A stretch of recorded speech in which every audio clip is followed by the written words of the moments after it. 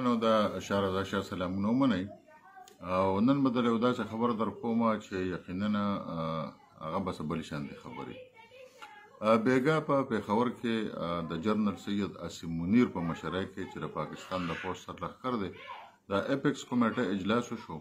په دې کې وزیر اعظم شریک وو، وزیر داخله هم پکې وفاقي هم پکې شامل وو او کور کمانډر پېښور هم پکې شامل وو او ډېر اهم کسان په دې کې هغوی ګډون وکړ. په دې کې خصوصا په دریو خبرو باندې ډېر زیات فوکس وو. یو خو سمګلینګ او یو امن امان او بل ذخیره اندوزي. خو په دې کې چې په لومبي نمبر باندې کوم شی راغلی دی نو هغه د آیسو مخه نیول. آیس چې یو داسې تبۍ ده چې زمونږ د معاشره بالکل تباه او برباد کړه او زمونږ هاسټلو ته، زمونږ مدرسو ته، زمونږ کورونو ته، زمونږ لارو کوڅو ته، بیټکونو ته، حجرو ته دا شیزونه رسېدلي دي او ځوان نسل یې بیخي تاسو ته پته وي چې لکه موږ یې بالکل مفلوج کړو. او د دې خلاف هم چې څوک اواز نه راوچتوي نو غالبا چې هغه ځان هم دشمن دی او د خپل اولاد هم دشمن دی او د خپلې معاشرې هم دشمن دی. دا یو ډېر کوارډینیټډ پروګرام اوس جوړ شوی دی. په هفته 10 ورځو کې به تاسو ته پته ولګي چې یو ډېر الغاو تلغاو به جوړ شي او داسې نومونه به او داسې کسان به تاسو له تورو تمبو شاته ووینئ چې د هغوی تاسو تصور هم نشئ کولی. یعنې ستاسو په تصور کې هم نشي راتلی چې لا داسې هم کیدی شي. خو دا به تاسو په لساتو ورځو کې ووینئ. زموږ ذرایع موږ ته دا وایي چې په دې کې د پاکستان د پوځ سرلښکر جنرال سید عاصم منیر په خپله دلچسپي اخیستې ده او هغه په خپله د دې لپاره په خپله خوښه باندې کسان مقرر کړي دي چې دا ناسور چې کوم دی نو دا به ختمول غواړي. نو که موږ فرض کړو خپله چارسدې ته راشو نو په چارسده کې بلکې په ټوله خیبر پښتونخوا کې لکه زموږ د چارسده سیمه چې کومه ده نو دا ډېره حساسه ده په دې معامله کې. هغه داسې ده چې لکه زموږ چارسده تاسو وګورئ، دې خوا تاسو شب قدر اړخ ته لاړ شئ نو دغه ځای کې زموږ پوله ممندو سره لګي او ممندو سره بیا زموږ پوله افغانستان سره لګي. نو په ممندو راتېرېدل ډېر اسان دي او چارسدې ته هم د دغې سپلۍ ډېره اسانه ده.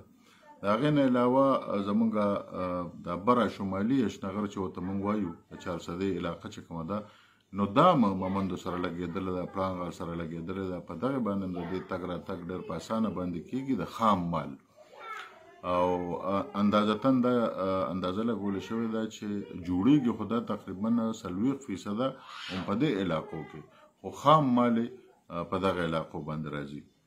دغه شان د ملکڼ ځینې لارې هم پکې ښودلې شوي دي. نو یو ډېر لوی کریک ډاون به کېږي خو به داسې وي چې بس سړی یو په کټ کې ودي او بس اړقی به چې رور راپاسه او په هغې کې نه بیا ضمانت شته، په هغې کې نه بیا بل څه شته، په هغې کې نه بیا بل څه شته، ځکه چې د دونه پوخ لاس اچولو فیصله شوې ده چې په دې کې او یوازې په هغې کسانو باندې نه چې په دې کې انوال دي، یا جوړی یا خرڅی یا ورسره سهولت کاری کوي یا بار تر پاکستان نه وړي یا پاکستان کې دننه خرڅوي، بلکې هغه کسان هم چې کومې ادارې دوی سره په دې کې ملګري دي. خدای دې کړي چې د جنرال عاصم منیر په قول باندې چې زما د فوج سټینګ جرنل دی ورسره ولې نه میلاو، خو زه یې باقي نه پرېږدم. د دې نه علاوه د پولیسو د دې نه علاوه داسې کسان شته چې دوی له سیاسي کورج ورکوي او په سیاسي لحاظ باندې د دوی سپورټ کوي. نو هغه کسان د ځان برابر وساتي، خاص کر دا په سیاسي لحاظ باندې چې په شمالي اشنغر کې د دغو کسانو کوم سیاسي سپورټ روان دی نو د هغې نه هم که په وخت باندې لاس وانغشته نو غالبا چې ډېر زیات به خراب شي، ډېر زیات به خراب شي. دا مې تر اوسه نه وویل او دا خبر پکار دی چې ما درې څلور ورځې پس در کړو خو وخت ما ته مناسب ښکارېده نو دا خبر مې دله درکړ ځکه چې ډېره بختوره شپه ده، د عید میلادالنبي شپه ده. نو موږ وایو چې یاره په دې شپه باندې داسې خبره دغه علاقې له او دغه خلکو له ورکړو او ورته ووایو چې باقي انف از انف، څه چې کېدل هغه وشو او باقي دا کاتې ورونه چلیږي. دا د پاکستان په ډېر لویه سطح باندې دا فیصله وشوه او بیا د جنرال عاصم منیر پېښور ته راتلله، بیا په پېښور کې په دې باندې خبرې کوله. بیا نن په اسلام آباد کې په دې باندې وفاقي وزیر داخله ځان سره کېنول، په پېښور کې وفاقي وزیر داخله ځان سره کېنول، د اف ای مشران ځان سره کېنول، جنرال ندیم منجم د آی اس آی ډایرکټر جنرال ځان سره کېنول، د ام آی مشران ځان سره کېنول، وزیر اعلی ځان سره کېنول، په اسلام آباد کې ځان سره نور اهم کسان کېنول، او په پېښور کې دلته وزیر اعلی کېنول او صوبایي هوم سیکرټري کسان کېنول، چیف سیکرټري کېنول، آی جی پی کېنول. دا څه ګپ نه دی. نو اوس به انشاءالله تعالی چې بیا پته به ولګي چې یاره څنګه چل دی او څنګه چل نه دی.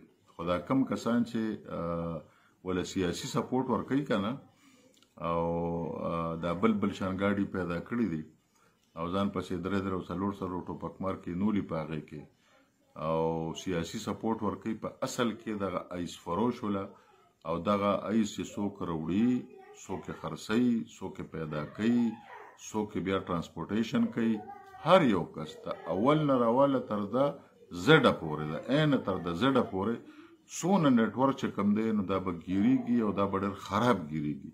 او فیصله دا شوې ده چې دوی سره هیڅ قسمه رعایت چې کوم دی دا به ورسره نه کېږي.